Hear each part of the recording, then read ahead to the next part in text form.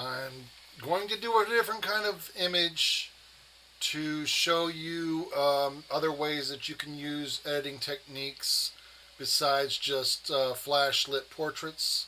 This image was taken at the Lafayette Zoo in Norfolk, Virginia, at the exact wrong time of day to take a photo. It's looks like it's pretty close to noon on a sunny day, but the expressions on the lion's faces were just too good. She's obviously protecting her young. So I've got it open in the develop module of Lightroom, and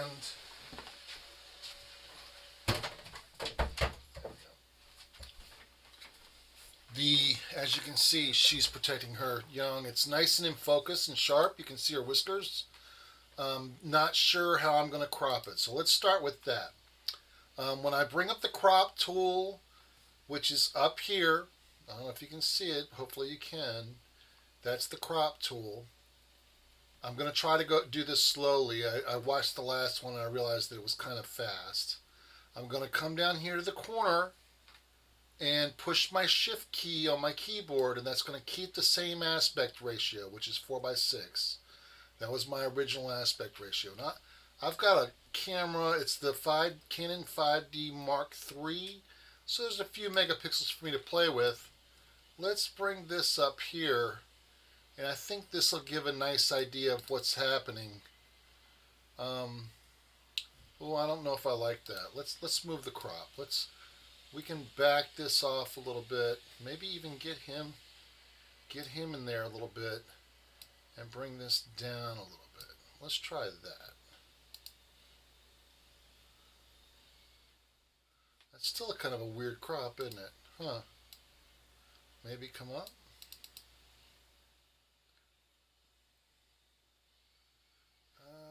I don't know. It's a little tight. I still feel like it's a little tight. Let's bring this way, and this way, and then bring it up, and then bring the whole thing up. There you go. Now I've got the important part of him, and you can kind of see what's going on. And I can already, the title of this is going to be the Lioness protecting her cub. All right, if we look up here at the histogram, we have a little bit of lost information. But if I put these on, which is going to show, so clicking on these up here in the corners will show you where you've lost detail. And if you look down here in the lion cub underneath him, you've got a few of these. This is showing me where I've lost detail, but other than that, I've got nothing in the image. So I'm pretty okay with the exposure. I would probably reduce some of my highlights slightly.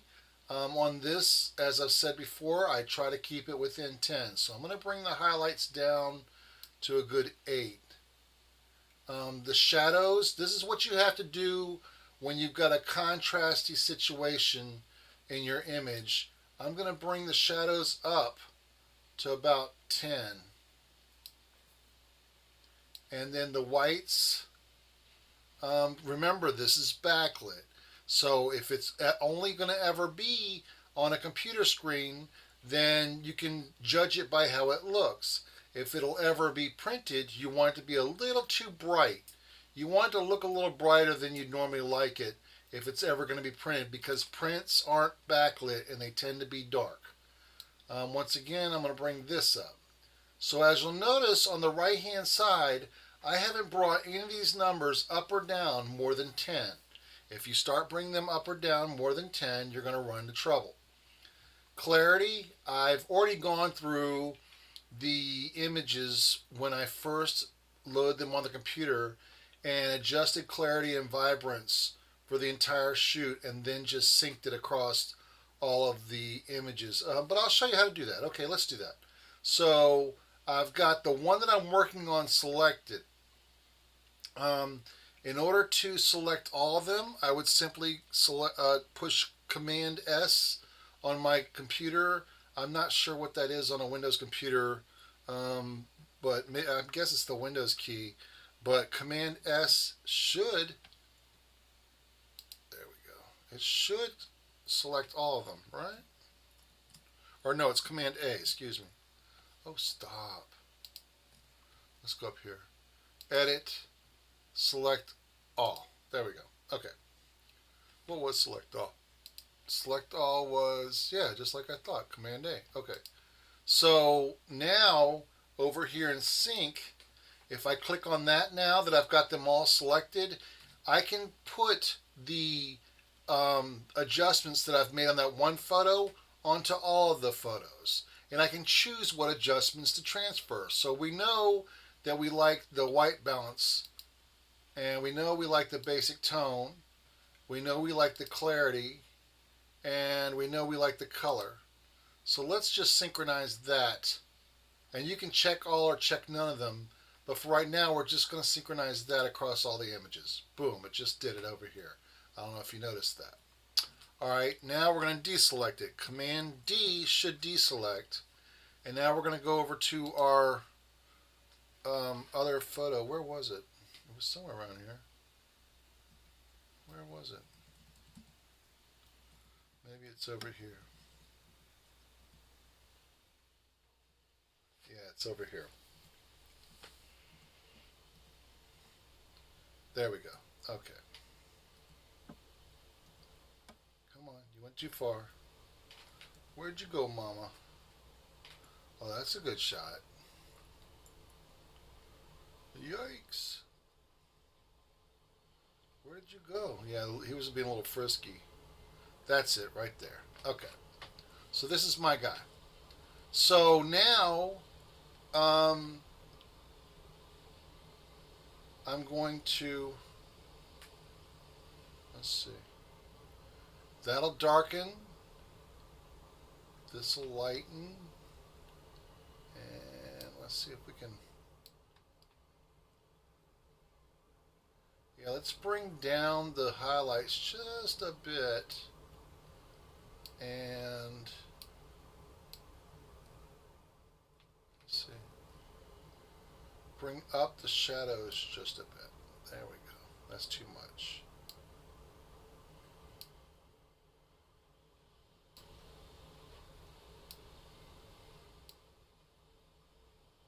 Remember what I said, keep these at less than 10. The grass looks kind of drab. Let's bump up the saturation on this a little bit, make it look nice and pretty. And then let's see, if we make the grass darker, it doesn't really help. So let's just keep the grass, we'll put the grass right about there. We just darkened it just a little bit. Sharpening, I usually take the sharpening somewhere high, like between 80 and 100. No need to mask. It's not a human. These animals don't care if you can see every little zit or whatever. And then don't have to worry about noise reduction because as you can see up here, I shot it at ISO 125. It shot at 205 millimeters at f5.6 at 1/500th of a second. Let's keep going. Vignette. I don't think a vignette will do anything to add to this. It kind of does bring attention to her, but that would slap you in the face. I guess what you want in a vignette is you want it to barely be able to be seen. If you can tell there's a vignette in the shot, you've done something wrong. I'm still not sure if I'm liking the baby in the shot. I don't know. I guess for the shot to make sense, you have to realize that the mother is protecting the young, so that's fine. This is fairly new to the Lightroom CC, and it's a dehaze feature. I don't see any haze on here, but I always play with it just to make sure. It looks like what it does here is it sharpens it. It does kind of give it an edge, so maybe I'll go to 10, and just, yeah, that makes it nice and sharp. Okay. So now I've got all the way through from top to bottom on my Adobe Lightroom. I didn't mess with this with the tools right here too much except for the crop. Occasionally I will use the gradient tool. It's got a fantastic gradient tool, and occasionally I use the brush. But for right now, I don't see any reason to use those. Let's see. If I were to use the brush, make it nice and big and put it here, and then I could lighten up the baby, and that would bring the baby more into focus, or not more into focus, but bring more attention to it. But I think it's okay, so I'm going to leave that alone. I'm going to go back out of this without doing anything. Okay, so now we've got to that point. The next thing I'm going to do is I'm going to push Command E, and that's going to bring it up in Photoshop. So it's going to bring this image up in Photoshop. Here we go. It's opening Photoshop, and it's going to open that image in Photoshop. Pretty sure that's how Lightroom is set up from the get-go. I don't think that's something special that I had to change. Okay, so right now this image is at 66.67%. I'm going to go ahead and take it up to full size, 100%, to give me an idea of what I'm working with here. Don't see too many bad things there. I would like to lighten her eyes just a little bit. So I'm going to go to the brush tool, and I'm going to push the letter D on my keyboard, which is going to make these colors here go to default. Right now, my foreground is black and my background is white. I want to change that, and there's two ways to do that. I can click on this little arrow right up here, the transposing arrow, or I can push X on my keyboard, and it'll do the same thing. I want it to be white, but when I lighten something, I don't want it to be normal brush. If I do normal on her eye, it's just going to create a white patch there. Wait a minute, let me take the opacity up.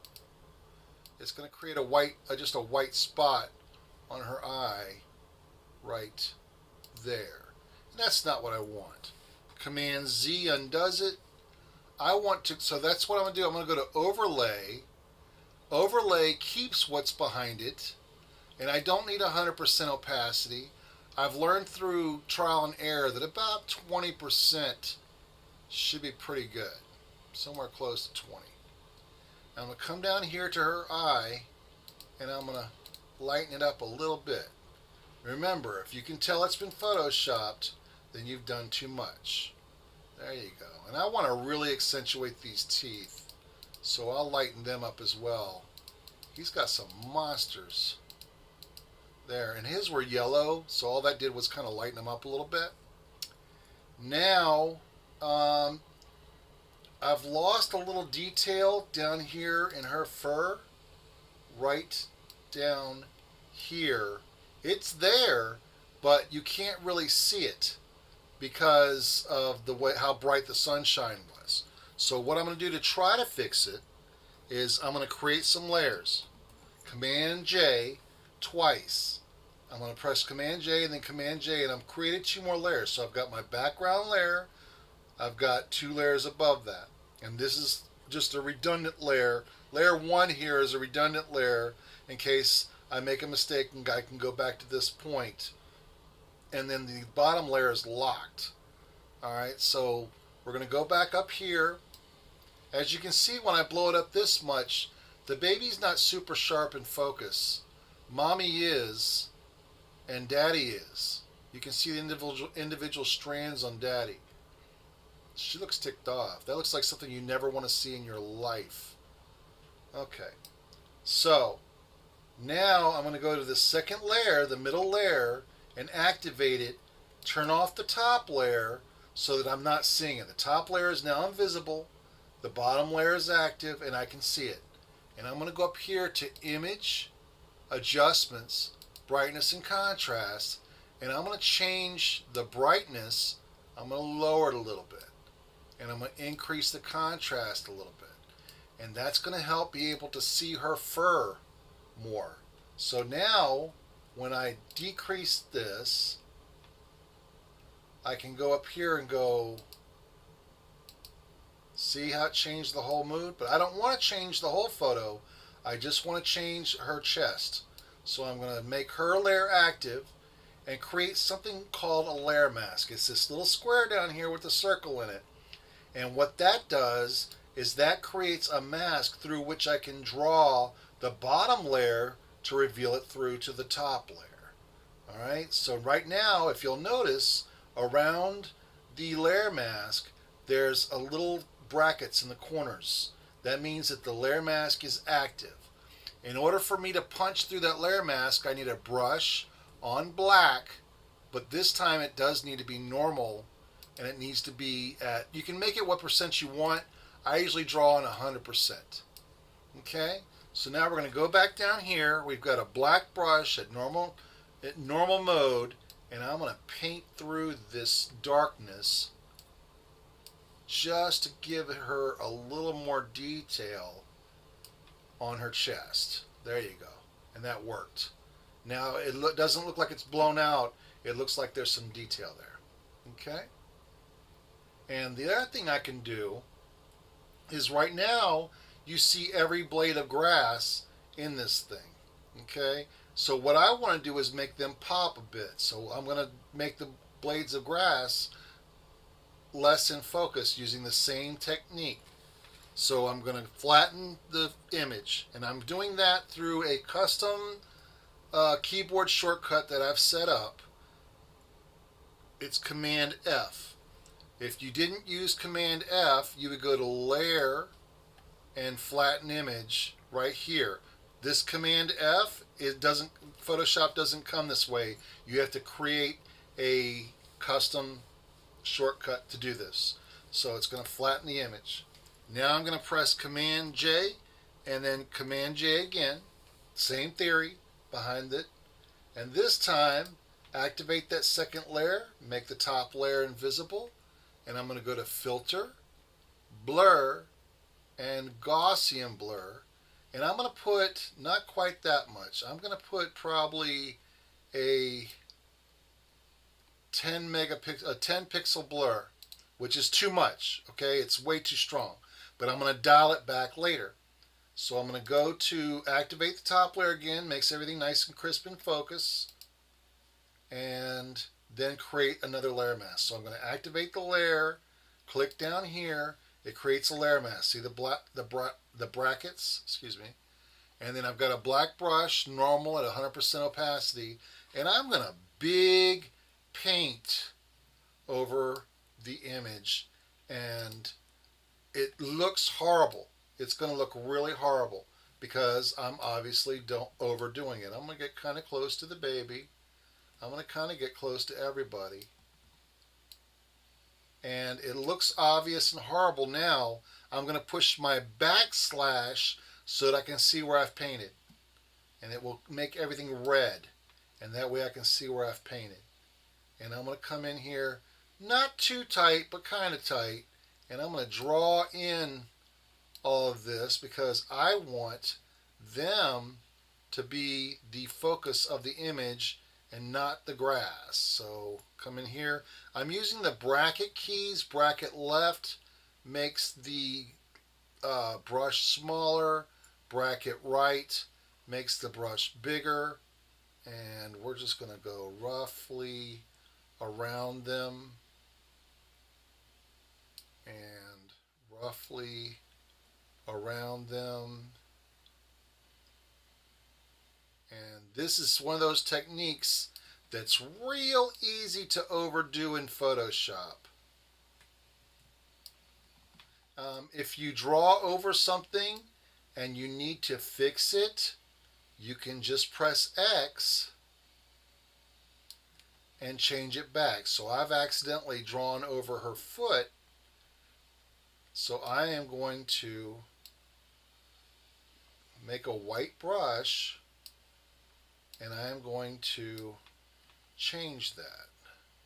Where you're really going to notice this, if you're going to notice it, is going to be right here in the sunshine around their faces.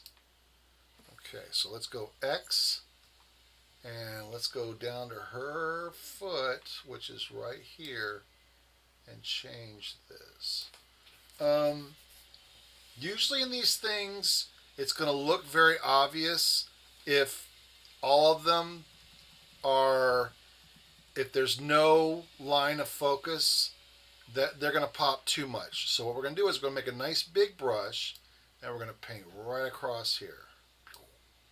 Okay, now we're going to turn off the quick mask, and then we're going to increase the size so I can really see how big a difference there is between the blurred and the not blurred by taking and activating this second layer. This is the layer that's got the blur, and reducing the opacity on it. I'm going to be able to make so that the out the it's not so noticeable where it's blurred and it's not so blurred. And I'm going to say 50% looks pretty darn good. So now when I zoom back out, this grass isn't quite as crisp as it was, and you don't see a noticeable delineation between the blur and the not blur around them.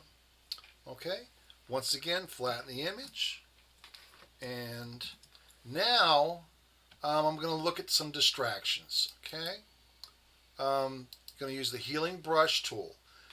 Alright, so I left clicked on this to bring up the tool, right click to bring up the choices. And there's spot healing brush tool is great for acne.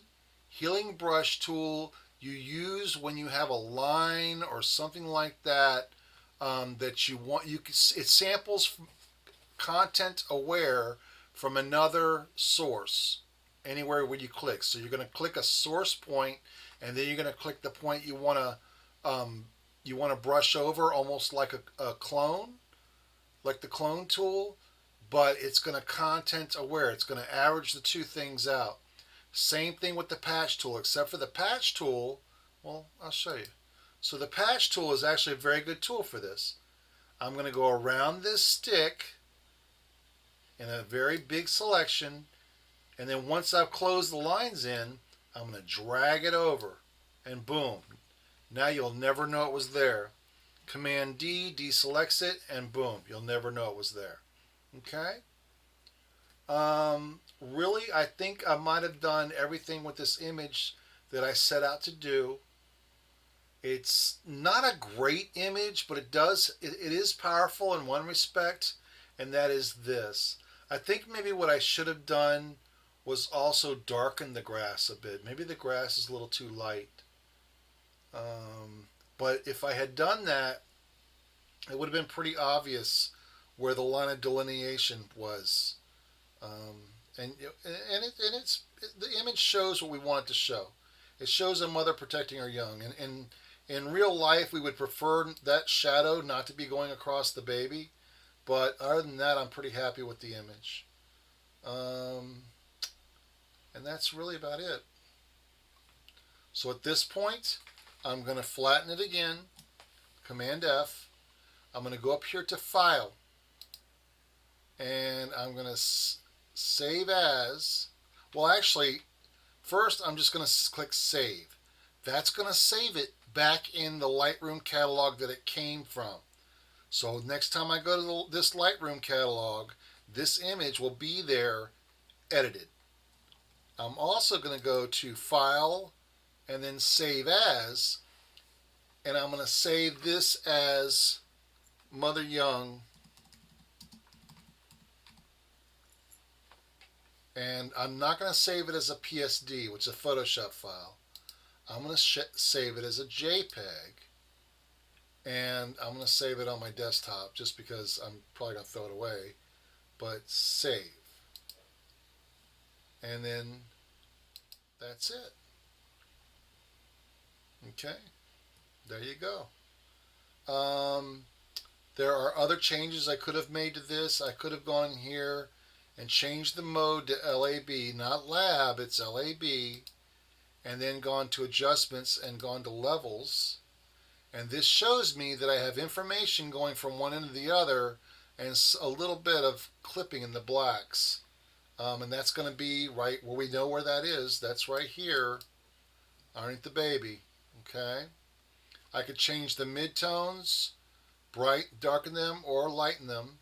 Okay. Which I don't normally mess with this too much. And then the other thing that you can do is go to your curves adjustments. Now the curves adjustment actually has a pretty good tool. I can go here and click on there, and it shows me where on that line. Look over here for the circle, and I'm going to click on this line. See the circle? And it's going to show me. So, and you can make some interesting looking.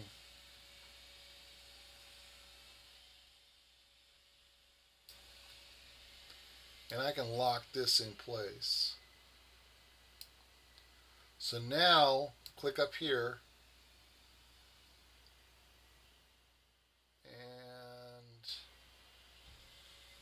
but it's messing with the gamma. I don't know if you can see this on your screen. And you can also use the arrow keys to just jump it up a little bit. Okay.